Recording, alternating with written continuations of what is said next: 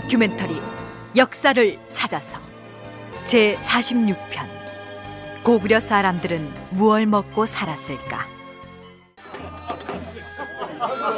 나는 대왕 마마로부터 장성 쌓는 일을 감독하라는 명을 받고 내일이면 임지로 떠날 몸이요. 그냥 헤어지기가 섭섭하여 오늘 우리 고려 조정의 여러 대신들과 대인들을 모셨소. 성의껏 준비했으니 많이들 드시고 흥겨운 전별의 시간을 가져봅시다.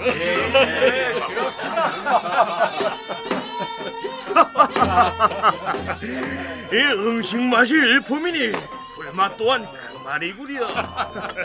자, 한 잔 더 드시지요. 예. 봐라! 고구려의 자존심을 팽개친 저 줏대없는 대신들의 목을 베어라!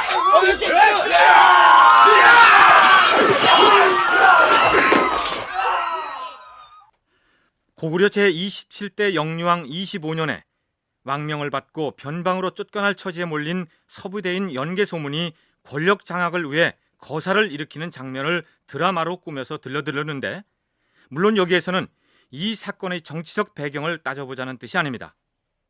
조금 엉뚱하게 들릴지 모르겠습니다만 연개소문이 고구려의 최상층 귀족들을 초대해서 연회를 베풀었는데 그 연회석상에 마련된 음식은 도대체 어떤 것이었는지 궁금하지 않습니까? 뿐만 아니라 송나라 사신이 먼 길 오느라 고단할 터이니 좋은 음식을 대접하고 편히 쉬게 하라. 고구려 조정에서 애국 사신에게 대접했던 좋은 음식은 어떤 것이었을까요?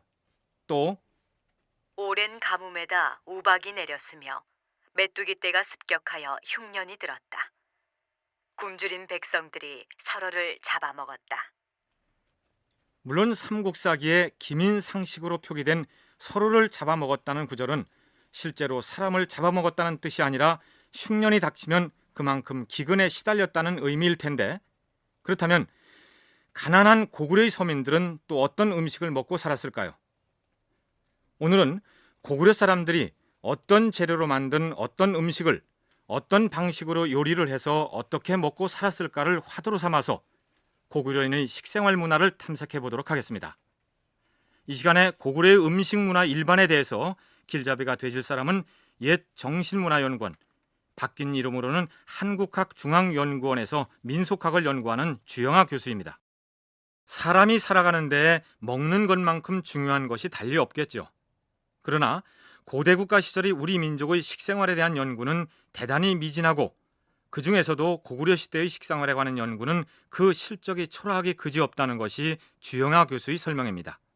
주로 이제 연구해왔던 기왕의 경향은 중국의 산동 지역에서 7세기에 거기에 있는 오늘날 같으면 이제 군수겠죠. 군수가 백성들의 먹고 사는 그다음에 농사법 뭐 이런 것들에 관심을 가지고 백과사전적으로 책을 쓴 게 있는데 그 제목이 이제 제민요술이라고 하는 거예요. 그러니까 이제 백성을 구제해서 구제하는 어떤 중요한 그 지침서라고 하는 건데, 이제 그 책을 주로 보고서 산동 지역이니까 뭐 비슷한 지역이니까 우리도 그랬을 것이다라고 이제 추정을 하는 경우가 대부분이었고요. 또 이런 경향이 있었습니다. 일본의 고사기에 나오는 음식 문화에 관련된 내용이나 일본의 대동사라는 사찰의 정창원이라는 창고에서 발견된 이른바 정창원 문서에 나오는 식생활에 관련된 내용을 한반도에 적용해서 우리 고대인들의 식생활도 그랬을 것이다 라고 추정하는 방식의 연구 경향입니다. 그런데 음식에 관한 풍속은 그런 식의 전파론적인 시각으로 해석하는 것은 무리라는 것이 주영하 교수의 주장입니다. 그러니까 모든 것이 중국에서 한반도를 거쳐서 일본으로 갔다라고 생각하는데, 먹고 사는 것을 연구할 때는 가장 중요한 게 계층의 문제가 있고요. 그 다음에 자연 환경과 관련된 어떤 생업 방식, 농업 방식 뭐 이런 것도 관련이 있고, 그래서 사실은 아주 특별한 귀족 계층이나 왕실이 아니면은, 특히 그리고 종교적 의례 혹은 왕실의 어떤 예법이 아니면은 대부분 실제로 그 토착민들이 먹고 지냈던 모습들은 반드시 그렇게 전파에 의해서 전해졌을 거라고는 저는 이제 역사학적 훈련을 받은 입장에서 특히 이제 문화유학의 입장에서 보면은 아니라고 보는 거죠. 우리가 고구려인들이 식생활에 대한 궁금증을 풀고 싶은데 자처적인 문헌 기록은 거의 없는 상황이고 고대 중국이나 일본의 음식 문화를 일방적으로 고구려에 적용한다는 것은 또 위험하다. 그렇다면 어떻게 해야 할까요? 그런데 고구려 사람들은 이런 후손들의 고민을 아예 외면하지는 않았습니다. 바로 고분벽화를 남긴 것입니다. 안악 359 고분만 해도 부엌도 나오고요. 그다음에 육고기를 저장한 공간도 나오고 그림으로 우물도 나오고 방앗간도 나옵니다. 그다음에 약수리 백화 고분에서도 부엌이 나오고 방앗간 나오고 그다음에 키질을 하는 요사이 최근까지 농촌에 썼던 키가 나오고 그걸 키질을 해서 곡식을 이제 가르는 장면이 또 나오죠. 그다음에 무용총에서는 접빈 손님을 접대하는 장면이 나오죠. 그다음에 음식상을 나르는 장면이 나와요. 그러니까 상 모양도 나오고 그릇도 나오고 누가 어떤 식으로 들고 가는가 모습이 나오죠. 그다음에 이제 수렵도가 있는데요. 수렵도 같은 경우는 이제 사냥의 의미가 있지만은도 수렵을 해서 또 뭔가 음식을 해 먹었을 가능성도 있죠. 그래서 거기에 수많은 동물들이 또 등장하고요. 뿐만 아니라 고구려의 고분인 각저총에도 식사하는 장면이 새겨져 있습니다. 식생활에 관련된 내용이 가장 상세히 등장하기로는 중국 한나라 시기에 벽돌에 그려놓은 그림 유적이 세계적으로 유명합니다. 그것을 빼면 고구려의 고분벽화가 당대 사람들의 식생활을 연구하기 위한 자료로서는 그 사료 가치가 제일 높다는 게 주 교수의 주장입니다. 그런데 한 가지 전제에 두어야 할 것이 있습니다. 고구려 사람들은 주로 무엇을 먹고 살았을까라고 했을 때 한두 마디로 명쾌하게 답변을 할 수 있을 만큼 고구려는 간단한 국가가 아니었다는 얘기입니다. 고구려의 영역이라고 하는 것은 뭐 우리가 상상할 수 없을 만큼의 엄청나게 넓은 영토 아닙니까? 그래서 그것을 위도로 따진다면은 자연환경 기준으로 따진다면은 남쪽 평양 남부 청천강일 때는 주로 쌀농사를 지었던 거고요. 그것도 아주 극소수 일부 지역에서 그 다음에 오른쪽에 있는 동해안 쪽 지금 오늘날의 원산이나 함경도 이런 쪽에서는 아주 극소수의 쌀농사 외에는 주로 조나 수수농사를 지었고요. 만주도 똑같이 수수농사가 주로 지었던 것이고, 그 다음에 고구려의 대다수의 그 인구를 구성하는 이 만주 지역, 오늘날의 그 중국 동북 삼성 지역, 그 다음에 소비에트 지역, 소련 지역, 구소련 지역, 이런 지역은 주로 초원 지역에서 유목을 주로 했던. 이렇듯 고구려의 영토가 광대해서 지역에 따라 생산되는 산물이 달랐기 때문에 식생활 역시 지역마다 편차가 있었겠죠. 더군다나 고구려는 귀족 세력이 지배했던 국가였는데 고분벽화에 나타난 귀족들의 모습을 보고 일반 백성들의 식생활 풍습을 어림짐작해서는 곤란하겠죠. 이런 한계가 있다는 점을 이해하고 지금부터 고구려 사람들의 식생활 풍습을 구체적으로 살펴가 보기로 하겠습니다. 그럼 일단 고구려 사람들이 어디에다 어떻게 밥을 해 먹었는지부터 알아보기로 하죠.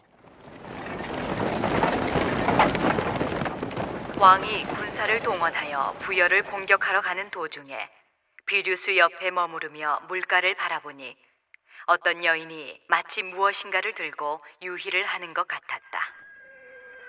아니, 저 여자는 밥솥을 들고 물가에서 춤을 추고 있지 않느냐. 그거 참 괴이한 일이로다. 가까이 가보자.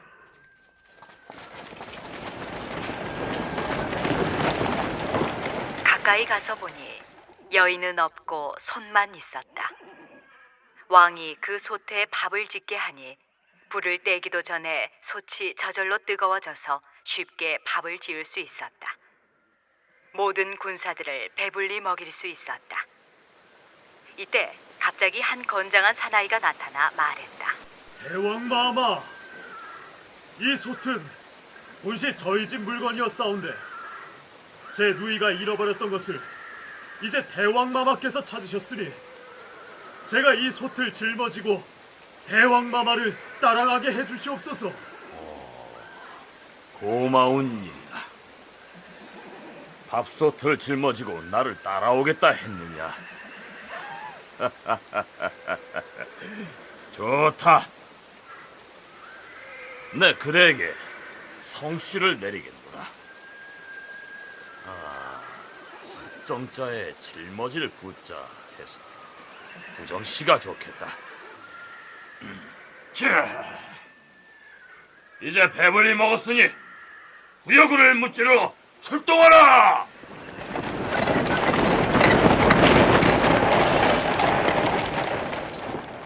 고구려 제3대 임금인 대무신왕 4년에 있었던 일을 기록한 삼국사기의 내용이었습니다.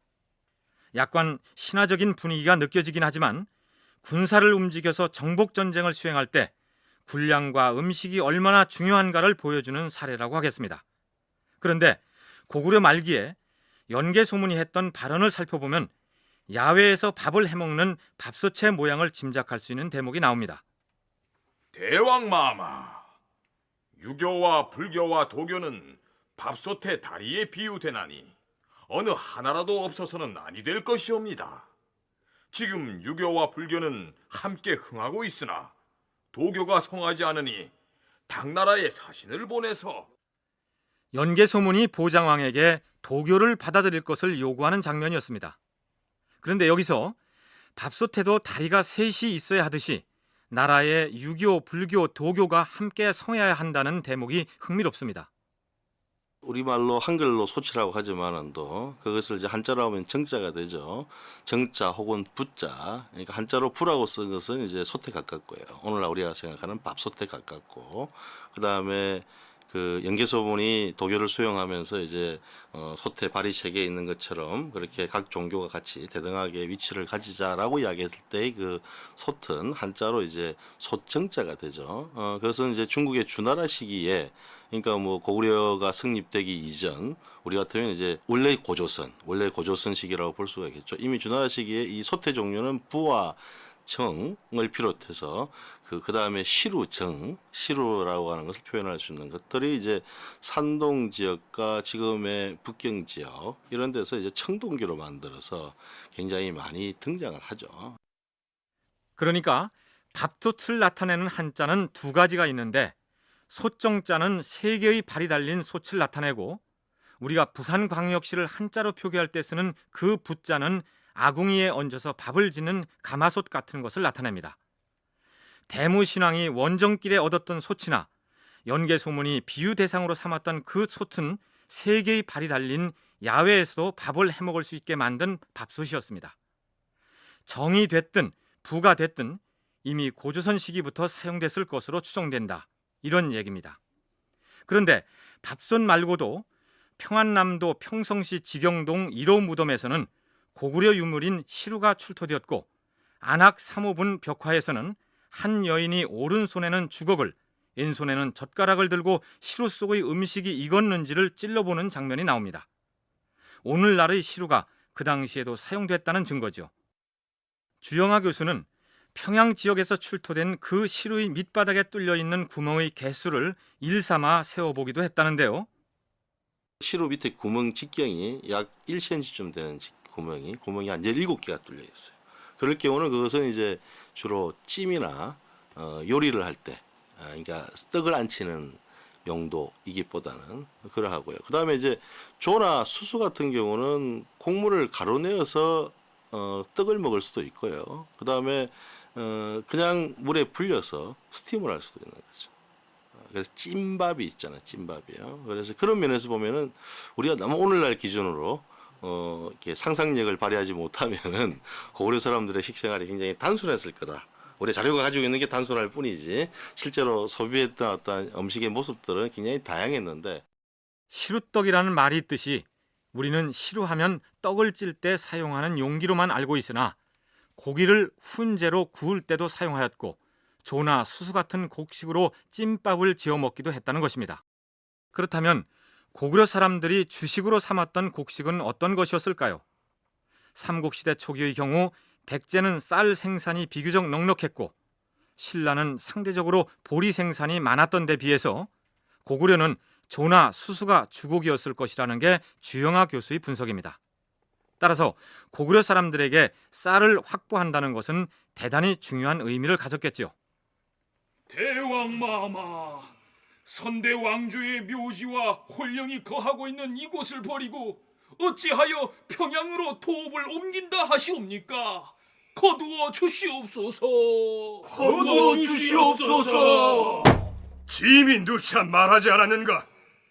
평양은 우리의 조상인 고조선의 혼이 서린 유서 깊은 곳이고 수륙 양면의 교통이 원활할 뿐만 아니라 인근에 있는 땅이 기름지고 장차 백제와 신라를 다스리기도 용이하니 도읍을 옮겨야 한다 했거늘 어찌 그리 짐의 마음을 몰라주는가? 대왕마마, 천도를 거두어 주시옵소서. 어시라! 여보라! 저놈을 당장 끌어내어 목을 베라! 장수왕이 귀족 세력의 반대를 무릅쓰고 평양으로 수도를 옮긴 것은 물론 여러 가지 정치 군사적인 목적이 있었겠지만 쌀과 소금을 확보하기에 용이하다는 점도 그 이유 중의 하나였을 것입니다. 쌀밥과 그 다음에 소금의 안정적인 확보라고 하는 것이 굉장히 중요했을 거다. 그래서 이제 소금은 이제 적어도 대동강 하류 해주부터 해서 소금을 얻을 수가 있죠. 그거는 이제 천일염 제법은 일제시대 이후에 들어온 거고요. 실제로는 이제 조선시대 후기에도 있었지만 전부 다 자염이라고 해서 솥에다가 바닷물을 넣어서 끓이는데 이 간만에 차가 많기 때문에 아주 진한 소금물을 염전을 통해서 구할 수가 있는 장점이 이제 평양부터 해남, 이 해주 이 지역에 존재하죠. 그럼 두 번째 더 중요한 것은 이제 쌀이라고 하는 거죠. 쌀을 이제 청천강 이남에 가서 혹은 이제 일부 재배할 수가 있는 조건이 되는 거죠. 물론 국내성 시절에도 일부 상층부 귀족들은 쌀밥을 먹었겠지만 대체로는 조나 수수 같은 곡식으로 지은 잡곡밥을 먹었을 것으로 추정됩니다. 그 다음 소금이 문제인데요. 로마 제국이 인도에 지속적으로 관심을 가졌던 것은 고기의 비린내를 없애주는 후추라는 향신료가 인도의 서해안이나 말레이 반도에서 생산되었기 때문이다. 이런 얘기 들어보셨죠? 따라서 순전히 식생활 측면에서만 본다면 장수왕의 평양천도는 쌀과 소금을 확보하기 위한 이동이기도 했던 것입니다. 그런데 소금 자체는 보관도 문제려니와 맨소금을 반찬 삼아 밥을 먹을 수도 없었겠죠. 그래서 결국 소금과 콩이 만나게 되고 간장, 된장, 청국장 같은 발효식품이 등장하게 됩니다. 중국 사서에는 고구려 사람들을 일컬어 선장량이라고 표현하는 대목이 나옵니다. 풀이하자면 이런 뜻이 되겠죠. 고구려 사람들은 콩을 이용하여 장을 잘 담그고 술을 잘 빚는다. 그렇다면 특별히 고구려 사람들이 콩을 이용하여 장을 잘 만들었던 이유는 무엇이었을까요? 간장을 어떻게 담았을까? 이제 콩이라고 하는 것이 이제 간장을 담는 콩의 원료는 황두인데요. 노란색이 난 황두 아닙니까? 그 황두의 원산지는 이제 한반도 북부 지역, 그다음에 오늘날의 중국 동북 삼성 지역이라고 이제 이야기를 하거든요. 원산지가. 그래서 이제 공자 시기만 해도 그 콩을 몰라서 그 콩이라는 게 있는지 몰라서 사실은 이제 간장을 담아 먹지 못했던 거죠. 그런데 이제 이미 서기전 한 3, 4세기 되면 이제 그런 콩들에 대해서 지식이 만들어지고 자연스럽게 이제 이 발효라고 하는 걸 이제 하게 되는 거죠. 간장을 담그는 그 콩의 주산지가 바로 고구려 땅이었던 것입니다. 따라서 고구려의 경우 이미 3세기경에 콩으로 간장을 담가 먹었을 것으로 추정되고 한자로 소금 염자에 매주 시자를 쓰는 염시라는 기록이 있는 것으로 봐서 된장 비슷한 형태의 장을 담가 먹었을 것으로 보입니다. 삼국사기 신라 본기 신문왕 3년조에는 왕비를 맞이할 때 보냈던 납해 물목에 바로 이 장류가 끼어 있습니다. 신문왕 3년 봄, 일길찬 김후문의 딸을 왕의 부인으로 삼기로 하고 먼저 이찬 문영과 파진찬 삼광을 보내 기일을 정했으며 대하찬 지상을 보내 납치하였는데 패백이 15찜이요 쌀, 술, 기름, 꿀, 간장, 된장, 포, 젓갈이 135찜이었으며 왕실에서 혼례를 치를 때 된장과 간장을 납해 물목으로 정할 만큼 귀중한 생활 필수품인 동시에 귀족들의 위사를 뒷받침해주는 가치제적인 식품이기도 했다는 얘기입니다. 뿐만 아니라 고구려의 된장은 바다 건너 일본으로도 전파됩니다. 동해안 연안, 항림도 연안에 살았던 고구려 사람들이 일본에 상당히 많이 진출을 하죠, 그죠? 그래서 고려장이라고 하는 말을 써요.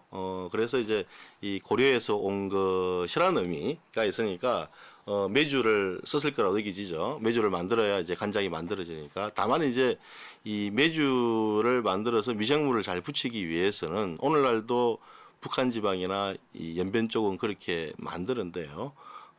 메주의 덩어리가 크지가 않습니다. 남한처럼.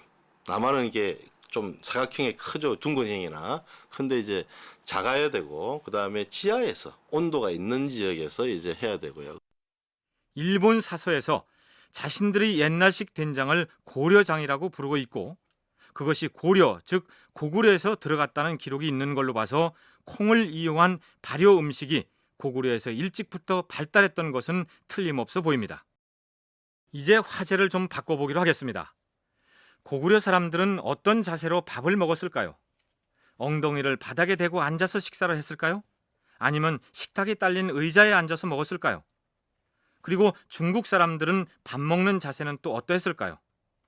우선 한나라 시기의 벽돌 그림에 나타난 중국인들의 식사 자세가 어떠했는지 주영아 교수로부터 들어보시죠. 중국의 사천성에서 나온 게 있고 산동에 나오는 게 있는데 공이 똑같이 고구려식이 아닙니다. 의자가 없고 전부 다 바닥에 쪼그리고 앉아서 먹습니다. 오늘날 우리처럼. 근데 오늘날 생각하면 중국 사람은 전부 다 식탁에서 서양식으로 먹잖아요, 그죠?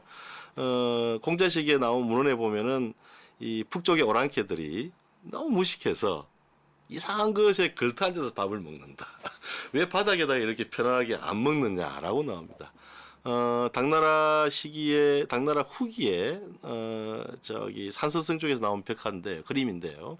벽화가 아니고 그림인데요. 그 그림을 보면은 비로소 그 시기에 와서 당나라 사람들이 이제 오늘날 우리가 알고 있는 서양식으로 중국집에 가면 있는 식탁으로 앉아서 밥을 먹어요. 그러니까 고구려의 귀족들은 원래부터 의자에 앉는 입식 생활을 했고, 중국의 한족들은 전통적으로 바닥에 앉아서 밥을 먹었는데, 내가 일전에 황제 폐하의 명을 받고 그 북쪽 오랑캐 나라 고구려에 다녀왔는데 말이야. 글쎄 밥을 먹을 때 나무 판재떼기로 만든 요상하게 생긴 데다 엉덩이를 걸치고 앉아서 식사를 하더라니까 그래. 그랬던 중국인들이 당나라 후기에 들어와서는 고구려 사람들을 따라서 식탁에다 밥을 차려놓고 의자에 앉아 식사를 하게 됐다는 얘기입니다. 그런데 조선 중기 이후가 되면 이번에는 우리나라 사람들이 의자를 버리고 바닥에 앉아 식사를 하게 됩니다. 왜 그렇게 변했을까요? 고구려 시기에 시작되었던 온돌이 모든 가정에 보급됐기 때문이죠. 그렇다면 여기서 궁금한 것은 여러 사람들이 둘러앉을 경우 식탁의 어느 쪽이 상석일까요? 이른바 성리학적 예법으로 따지면은 동쪽이 우선이고 그다음에 서쪽이 이제 그다음 차석이거든요. 하지만 이제 가장 더 우선은 남쪽을 바라보고 있는 이제 등을 북쪽에 대고 있는 그래서 조선 시대 때는 이제 보통 연해에서는 등을 북으로 두고 있는 곳이 제일 상석이고 그다음에 등을 동으로 보고 있는 게 그다음 차석이고 그다음에 서로 보고 있는 게 이제 그다음 차석이거든요. 그러니까 남쪽을 등을 향하고 있으면 그것은 이제 말석이 되는 거죠. 그런 이제 자석의 배치의 예법이 있었는데 젖빈도나 뭐 모든 그림들이 남아 있는 식사의 장면 두 가지 그림들을 보면은 벽화들을 보면은 대체로 동서로 구분되어져 있어요. 성리학이 지배했던 조선 시대에는 북쪽에 등을 대고 남쪽을 향해 앉는 사람이 가장 연장자이거나 지체가 높은 사람이었는데, 고구려 귀족의 손님 맞이 모습을 그려놓은 무용총의 젖빈도에는 좌석 배치가 조선 시대와는 다르게 나타납니다. 나으리, 남부대인께서 오셨사옵니다. 야 그래, 어서 드시라 하거라. 예. 초대해 주셔서 고맙소이다. 고맙기는요. 이렇게 찾아주시니 내가 더 황송하지요. 자, 이쪽으로 앉으시지. 예. 아니, 그쪽은 동쪽이 아닙니까? 주인께서 앉으셔야지요. 사양 마시고 대인께서 상석에 자리하시지요. 오호. 글쎄요, 그 당시에도 서로 상대에게 상석을 권하는 겸양지덕이 있었는지는 모르겠으나 어쨌든 그 벽과의 접빈도에는 동쪽에 주인이 자리하고 손님은 서쪽에 앉아 있는 것으로 되어 있습니다. 아마 도교나 고구려의 토착 신앙과 관련이 있어 보이는데 북쪽은 조상이나 신령이 사는 곳으로 믿었기 때문에 그 방향은 비워두고 동서로 나눠 앉지 않았을까, 이렇게 추적해 볼 수 있을 것 같습니다.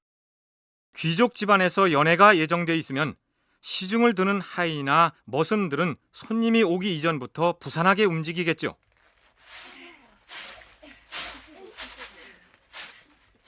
한쪽에서는 키로 곡식을 까불어서 곡식의 껍질이나 쭉정이를 날려보내는, 즉 키질하는 모습이 보이기도 합니다. 걔 뭣들 하느냐? 빨리빨리 물을 길어다 가마솥에 붓고 시루를 안 치도록 하여라. 예, 많이. 그런가 하면 또 다른 일꾼들이 디딜방아를 찢고 있는 모습도 보입니다.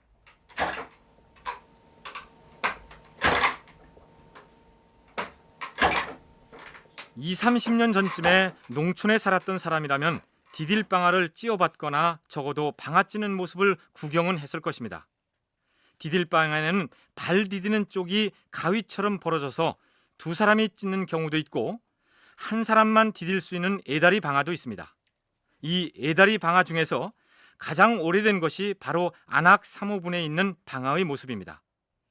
디딜방아는 중국을 비롯해서 동남아시아, 일본, 네팔 같은 나라에서도 사용했던 것으로 보고되고 있지만 발 디디는 쪽이 Y자형으로 갈라져 있는 양다리 방아는 세계 어느 지역에서도 찾아볼 수 없는 우리 민족 고유의 것으로 알려져 있습니다. 방아를 찧어서 그 곡식으로 밥을 하는 것이야 기본적인 음식일 것이고 귀족들의 식탁에 고기가 빠질 수 없었겠죠. 북방의 유목 민족들은 집에서 돼지를 기르지는 않았던 것으로 알려지고 있습니다. 거처를 신속하게 자주 옮겨 다니는 생활을 해야 하는 형편에 뒤뚱거리는 돼지를 몰고 수십 리나 수백 리 길을 이동하는 것은 무리이겠죠. 그런데 고구려의 경우 건국 초기부터 왕실에서 아예 담당자까지 따로 임명해서 돼지를 사육했던 것으로 나옵니다. 주로 이제 아마 상상컨대는 주로 제사용으로 돼지를 썼을 거라고 여겨지고요. 그다음에 이제 가축의 돼지뿐이 아니고 이제 멧돼지가 있죠. 사냥을 잡을 수 있는 멧돼지가 있죠. 그래서 이로 보면은 집에서 기르는 가축으로서의 돼지, 아주 드물게 그 당시에 가축을 하는 돼지는 아마도 제사용으로 나라에서 사용했을 그런 쪽에서 이제 가축을 했을 거고요. 그다음에 이 멧돼지를 잡아서 이른바 이제 그 손님 접대용으로 쓰지 않았을까. 그것은 이제 안악 3호 구분에 육고기들을 이제 요사이 정육점처럼 큰 그 이 가락동 시장에 나오는 그런 것처럼 갈고리에다가 매달아 놓은. 그러니까 삼국사기에 나오는 그 돼지는 나라에서 제사를 지내기 위해서 특별히 사육한 것이고 귀족들이 즐겨 먹었던 돼지는 멧돼지였을 것으로 보입니다. 그렇다면 사냥을 통해서 잡은 산짐승 고기는 어떤 방식으로 요리를 해 먹었을까요?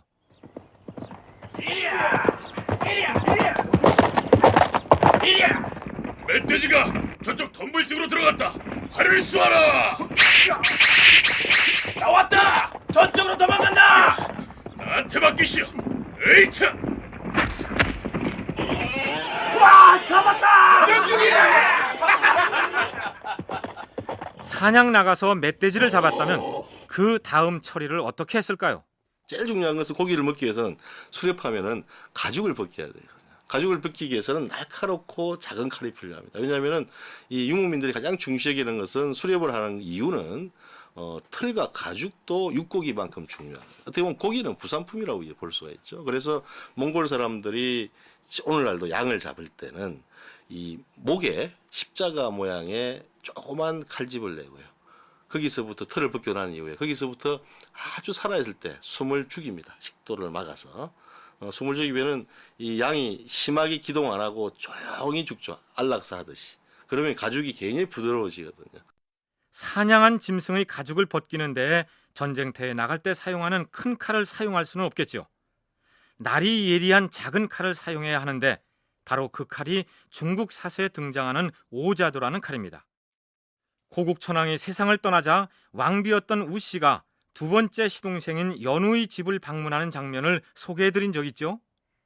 이때 연우는 예절을 더욱 극진히 하여 직접 칼을 들고 왕후에게 고기를 베어주다가 잘못하여 손가락을 다쳤다. 왕후가 허리띠를 풀어 그의 다친 손가락을 감싸주었다. 이때가 음력 5월의 어느 날 밤이었습니다.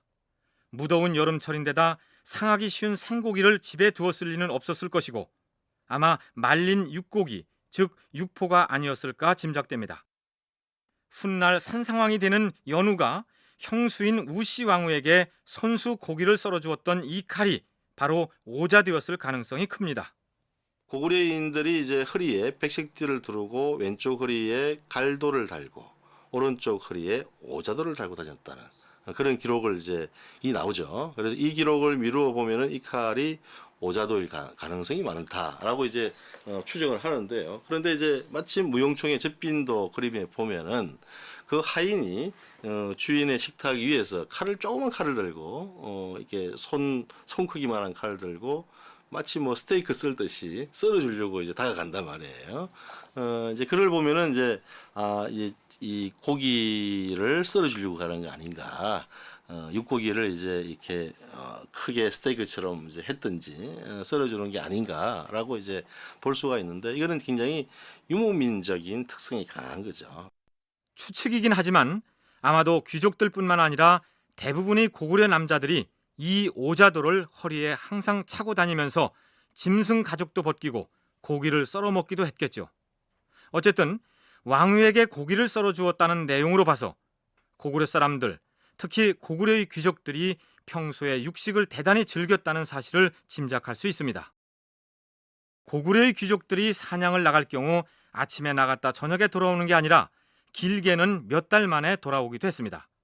그래서 사냥으로 잡은 짐승들을 즉석에서 요리해 먹었을 것 같은데 오늘날도 몽골이나 뭐 이쪽 유목민들을 보면은 그 틀을 벗기고 가죽을 벗기고 내장을 다 드러내죠. 그리고 이제 돌을 이제 구워 가지고 그 돌을 내장 속에 집어넣고 고기를 익히죠. 그리고 국물을 먹죠, 그죠? 그렇게 하는 방식이 이제 이른바 일종의 강자의 방식일 수가 있고요.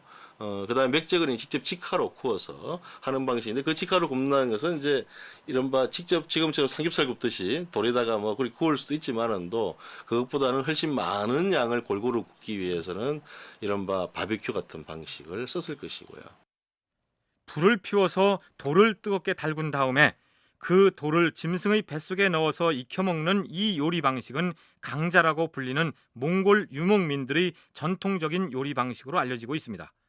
그보다는 고구려인들이 모닥불을 피워놓고 고기를 통째로 돌리면서 구워먹는 요즘의 바베큐식으로 먹었을 것이라는 게 주영하 교수의 추측입니다. 그렇다면 사냥으로 얻은 고기를 집에 오래 보관해두는 방법은 따로 없었을까요? 고구려만의 특별한 육고기 조리법이 있었습니다. 그것이 바로 맥적입니다. 본래 맥적은 중국 문헌에 등장하는 고구려의 요리 이름인데 육당 체남서는 고사통이라는 저서에서 맥적에 대해 이렇게 쓰고 있습니다. 중국 진나라 때의 책 수신기를 보면 맥적은 하찮은 다른 민족의 음식이거늘 태시 이래로 중국인들이 이것을 숭상하여 중요한 잔치에 이 음식을 내놓으니 이는 외국의 침략을 받을 징조가 아닌가 라고 경계하였다는 이야기가 있다. 맥적에는 대맥과 소맥이 있으며 한나라 시대에 이것을 즐겨 맥적을 중심으로 차린 연회를 맥반이라 하였다. 맥은 동북쪽에 있는 부여인과 고구려인을 칭한다. 맥적은 우리나라 북쪽에서 수렵 생활을 하면서 개발한 고기구이이다. 체남선의 설명에 나와 있듯이 맥은 우리가 흔히 예맥족이라고 할 때 쓰는 그 맥자로서 여기서는 고구려 사람들을 일컫는 말이고 적은 구울 적자입니다. 쉽게 말하자면 고구려식 육고기 구이쯤 되겠죠. 그렇다면 도대체 고기를 어떻게 구웠길래 한나라 사람들이 남의 민족 음식이라고 탓하면서도 연회 때마다 그 맛을 못 잊어서 맥적을 식탁에 올리곤 했을까요? 고서의 기록들과 연구자들의 분석을 참조하여 설명하면 이렇습니다. 맥적이란 꼬챙이에 꽂아서 불 위에서 굽는 것인데 미리 양념을 해두었다가 굽는다는 것이 특징이다. 아마도 멧돼지를 통째로 간장에 절여 항아리에 넣어둔 것을 꺼내서 여기에 마늘과 아욱으로 양념을 한 다음 그것을 숯불에 굽는 방식으로 맥적을 만들었을 가능성이 크다. 고구려의 맥적이 널리 맛있는 음식으로 자리 잡았던 것은 무엇보다 간장 맛 때문일 것이다. 가을철에 고구려 땅에서 난 콩을 삶아서 메주를 만들고 동해안에서 가져온 소금으로 간장을 우려낸 다음 그 간장으로 사냥에서 잡아온 멧돼지나 노루의 살코기를 양념했을 것이다. 이쯤 듣고 나면 지금 우리가 즐겨 먹고 있는 어떤 음식이 연상되지 않습니까? 그렇습니다. 맥적은 현대 한국의 대표 음식이라고 할 수 있는 불고기의 원조였던 것입니다. 그리고 그 맛의 비결은 우리 민족의 대표적인 발효식품인 장맛에 있었습니다. 그렇다면 귀족들의 연회에 생선은 오르지 않았을까요? 국내성에 도읍을 두고 있던 시기에는 상대적으로 바다가 멀리 떨어져 있기 때문에 생선을 먹는 것은 힘들었을 것이라고 지레 짐작할 수 있는데 어업이 발달하지 않았던 당시에는 오히려 강 근처나 호숫가에 살던 사람들이 생선을 더 자주 먹었을 것이라고 분석합니다. 조선시대까지만 해도요, 연근의 어업이라고 하는 건 사실 크게 발달하지 않았거든요. 그러니까 이제 이 바다에서 고기를 잡는다는 것은 서해안 같이 한반도에서 간만에 차가 있을 때 거기에다가 이렇게 발을 쳐서 빠져나가지 못하고, 간만에 차 때문에 빠져나가지 못하고 이제 발에 걸리는 그런 이제 생선들은 먹을 수가 있겠죠. 쉽게 잡을 수가 있겠죠. 그죠? 하지만 그렇지 않을 경우는 바다에 나간다는 것은 생명을 보장하고 굉장히 기술이 필요한 거죠. 그래서 고려시대, 조선시대까지도 사실은 생선을 즐겨 먹었는데 그 생선이라는 것은 전부 다 이 바다와 민물을 왔다 갔다 하는 생선들이 중심이고요. 그 다음에 주된 생선은 민물 생선입니다.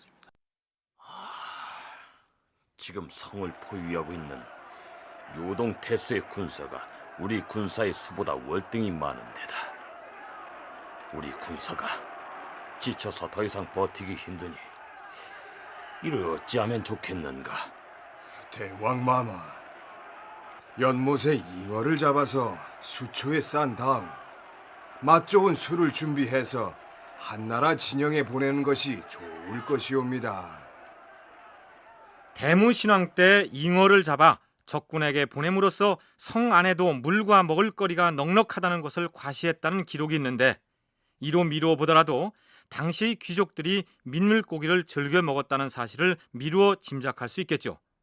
그러나 생선을 구워 먹었는지 시루에 쪄서 먹었는지는 다른 자료가 없어서 섣불리 짐작하기가 어렵습니다. 이제 무용총의 접빈도에 나타난 그림 하나를 화제에 올려보기로 하겠습니다. 주인과 손님 앞에 식탁이 차려져 있는데 이들 두 주인공은 그 식탁의 자기 쪽 옆에 다리가 3개 달린 작은 상을 하나씩 차지하고 있고 그 상 위에는 주둥이가 좁은 병 하나씩이 놓여 있습니다. 그 속에 무엇이 담겼을까요? 그것이 물병이라면 두 사람이 각각 하나씩 차지할 필요도 없었을 것이고 또 그처럼 주둥이가 좁은 병 속에 물을 담아냈을 리가 없었겠죠. 아마 술병일 것입니다. 그렇다면 고구려 사람들은 어떤 방식으로 술을 빚었을까요? 밀기울들을 이제 가지고 발효를 이제 매개하든지 뭐 그렇게 해서 이제 만들어지지 않았을까. 왜냐하면 이미 술이라고 하는 것을 중국에서 만든 것은 중국 문헌에 보면은 주나라 시기에 이미 그 양조를 하거든요. 그래서 양조의 기술들이 선장량이라고 발효식품을 잘 만든다라고 하는 고려 사람이 이걸 몰랐을 리는 없고요. 그래서 이제 자연 발생의 고가주를 만들었을 것이고, 만약에 밀기울이 없었다면은 이제 조금 날씨가 좋을 때, 겨울에는 못 만들고 날씨가 좋을 때 이 주로 대만이나 오키나와 같은 지역의 남방 쪽 사람들이 이제 술을, 열대 지역에서 술을 만드는 방식은 이 곡물을 입으로 씹어요. 남방에서는 곡물을 입으로 씹어서 침에서 나오는 아밀라제를 발효의 매기로 삼기도 했는데 이미 메주를 만들어서 간장을 척척 담가냈던 고구려 사람들이 그렇게 원시적으로 술을 빚지는 않았겠죠. 지금도 우리 농가에서 제조하고 있는 바로 그 누룩을 만들어서 술을 빚었을 것으로 보입니다. 주영하 교수의 얘기 중에 고가주라는 말이 나왔는데 문헌에 나타난 기록을 종합해보면 고구려의 명주인 고가주라는 술을 빚어내는 과정은 이렇습니다.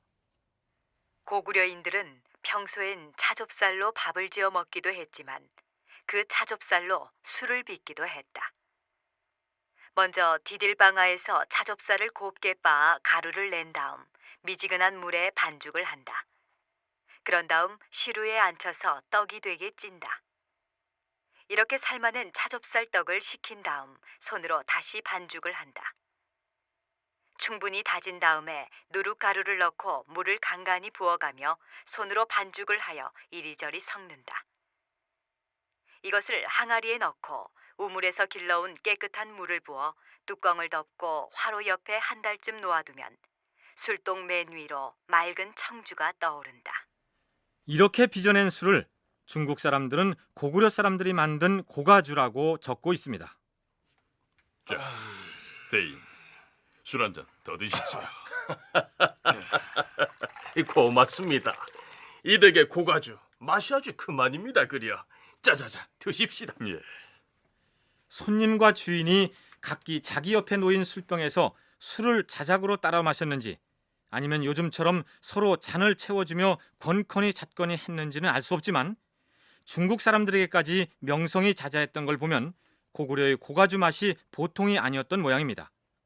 이처럼 조로 빚은 술은 평양에서도 전통주로 전해져 오고 있고 제주도에서도 조로 만든 술이 그 맥을 이어오고 있습니다. 고분벽화의 접빈도에 나타난 음식 한 가지를 더 살펴보기로 하겠습니다. 술병의 N편에 놓인 상에는 오늘날의 고임 음식 모양을 한 것이 놓여 있습니다. 해갑잔치를 하거나 시제를 지낼 때 시루떡이나 한과 따위를 층층이 높이 쌓아서 차려놓지 않습니까? 그 음식을 얼마나 높이 포개 놓느냐 하는 것이 그 집안의 부와 권세를 상징한다고 인식돼 왔습니다. 바로 그 고임 음식 비슷한 것이 수북히 쌓여있는 모습이 고분벽화에 나타나 있습니다. 고대에는 주로 제사 때 육고기와 함께 과일을 올리게 되어 있는데 이 과일을 제대로 나지 않는 계절에서는 과일을 올릴 수 없이 제사를 지내야 되잖아요. 그럴 경우에 이제 개발되고 발명된 게 이른바 과자와 떡이다라고 하는 주장도 있어요, 일부에서. 근데 그 주장을 충분히 좀 수용한다면은 의미가 있고요. 그다음에 이제 그 일본의 고대 기록에 보면은 일본 사람들이 고구려 사람들을 이 중에서 먹는 것 중에서 기록 써놓은 것 중에서는 고려병이라고 하는 걸 써놨어요. 떡병자를 써서. 그래서 고려병을 주로 이제 잘하고 고려병이라고 하면 또 고임 음식처럼 이렇게 청을 올려서 여러 청을 올려서 고아서 만드는 음식들을 이제 충분히 상상할 수가 있죠. 아마도 술병 옆에 놓여 있는 걸로 보아서 강정이나 산자, 밤 따위를 고임해서 쌓아놓은 고가주의 안주가 아닐까 추정됩니다. 그럼 이제부터는 밥을 먹는 도구와 음식을 담는 용기에 대해 알아보기로 하겠습니다. 고구려 사람들도 숟가락과 젓가락을 사용해서 식사를 했을까요? 지금 발견된 것은 이제 홍성유적에서 나온 건데요. 길림성에서 뼈로 만든 숟가락이거든요. 근데 중국 사람들은 자기들 거라고 보고 있고 국내 고구려 유적 연구자들은 이제 그 숟가락까지 관심을 안 가지고 이런 논의를 안 했는데요. 이게 이제 이른바 밥을 먹는 용도보다는 곡물이나 떡 같은 것을 옮겨 담는 용도의 주걱에 가깝다라고 해서 제가 이제 주걱형 숟가락이라고 부르거든요. 근데 젓가락 유구는 거의 발견이 안 되는데요. 그런데 그 당시에 동아시아의 가장 이 삼국시대의 당나라 시기가 되면은 동아시아의 왕실에서 공식적인 파티를 할 때는 반드시 밥을 먹을 때 숟가락과 젓가락을 쓰는 것이. 그러니까 초기에는 뼈로 만든 주걱형 숟가락을 사용하기도 했겠지만 일본이나 신라의 유적 중에서 청동으로 만든 숟가락이 발견된 것으로 미루어서 고구려 역시 예외는 아니었을 것입니다. 왕실에서 베푼 공식 연회 같은 경우 숟가락과 젓가락을 함께 놓는 것이 동아시아 국가들의 공통된 예법으로 통한다 했으니 고구려 역시 젓가락을 사용하기도 했겠지만 일반인들의 경우 밥을 먹을 때 젓가락 사용을 하지 않았을 것이라는 것이 주영하 교수의 분석입니다. 차진 쌀밥이야 젓가락으로 먹을 수도 있겠지만 찰기가 덜한 잡곡밥을 먹으려면 아무래도 청동기로 만든 숟가락을 사용해서 밥을 먹는 게 일반적이었을 것이다. 그런 얘기입니다. 그럼 이번에는 밥그릇 얘기를 하기로 할까요? 무용총의 젖빈들을 보면 식탁 위에 놓인 그릇들 대부분이 검은색을 띠고 있습니다. 사람들이 옷차림은 대단히 화려한데 그릇들의 색깔이 한결같이 검은색이라면 좀 이상하지 않습니까? 그 그림을 보면은 이제 상도 까만색의 느낌이 들고요. 그릇들은 이제 밥상에 위에 있는 그릇들도 까만색. 그다음에 별도로 그 손님 두 사람의 양 사이드 테이블로 조그만 식탁이 그 위에는 이제 큰 그릇에다가 오늘날 마치 조선시대 때나 아니면 잔치 때 하듯이 제사 때 쓰듯이 고임을 해놨죠. 그러니까 각종 이제 이 과일들을 이렇게 밤이나 이 대추를 고안한 것처럼 이렇게 고안했거든요. 근데 그 식기를 보면은 저는 칠기였을 가능성이 많다라고 이제 생각하고요. 고대 중국의 주나라는 청동기 문화를 구가하던 나라였습니다.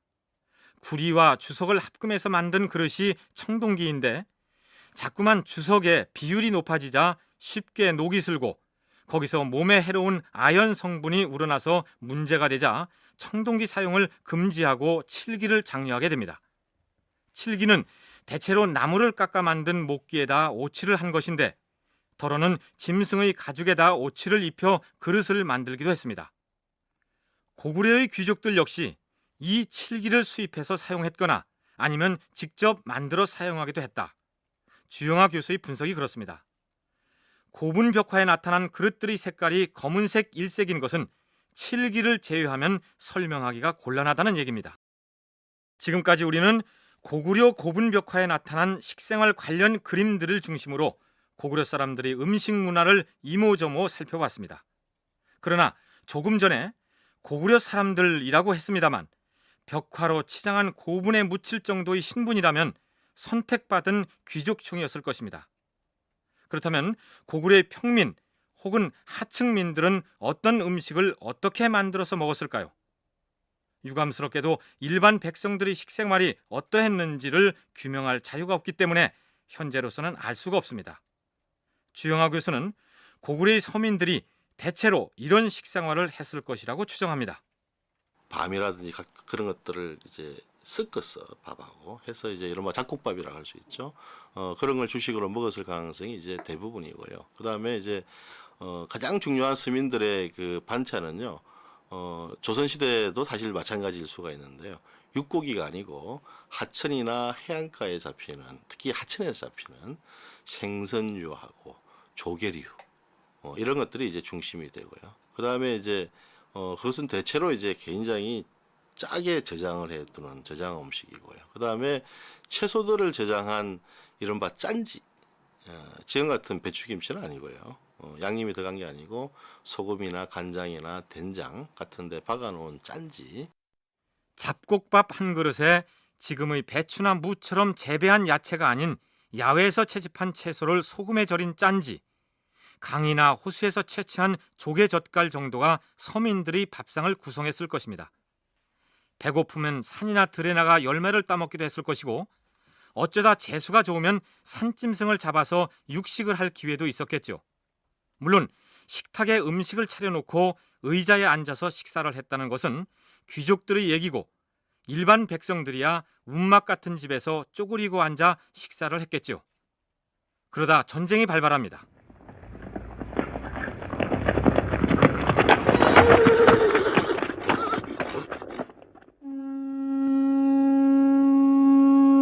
위나라 군사가 국경을 넘어 쳐들어오고 있다. 주민들은 한 사람도 빠짐없이 양식과 치사도구를 가지고 산성으로 올라가도록 하라. 그런 명령이 떨어지면 서민들은 우선 곡물을 담은 항아리나 밥그릇들을 챙겨 메고 가족들과 함께 산성으로 올라갑니다. 항아리는 이제 물 항아리도 쓰고 그다음에 곡물을 담는 항아리이기도 하고 그다음에 뭐 저장 음식들을 담는 항아리이기도 하고 뭐 이런 이제 다용도로 이제 쓰여졌겠죠, 그죠? 그다음에 이제 그 외에는 아주 간단한 식기구들이에요. 조악한 식기구들. 그러니까 이제 그 외에 그 솥이 발견되고 시루가 나오죠. 그러니까 이제 당연히 조리 기구에 필요한 그 솥과 시루는 기술이 뛰어난 사람들이 만들어야 되거든요. 그래서 그거는 이제 들고 들어갔을 것이고요. 그 다음에 나머지는 이제 뭐 곡물이나 이 제일 중요하죠. 그러니까 전쟁 시기에는 안에 들어 있으면은 육고기를 거의 못 먹는 거죠. 수렵과 채집을 할 수 없기 때문에. 물론 이마저도 아마 그랬을 것이다 라고 짐작할 수 있을 뿐 700년이 넘게 고구려를 지탱해온 일반 백성들이 무엇을 어떻게 먹고 살았는지는 알 길이 없습니다. 우리가 앞에서 고분 벽화를 중심으로 삼아 살펴본 귀족들의 생활 역시 국내성이나 평양 인근에 살았던 극히 제한된 범위의 모습일 뿐 다종족 국가인데다 광대한 영토를 자랑하던 고구려 귀족 전체의 식생활 문화라고 섣불리 해석해서도 안 되겠죠. 곡류를 주식으로 삼는 전통, 그리고 절인 음식과 발효 음식이 면면이 이어져서 오늘에 이르고 있다는 점은 자랑스럽게 여겨도 좋을 것입니다.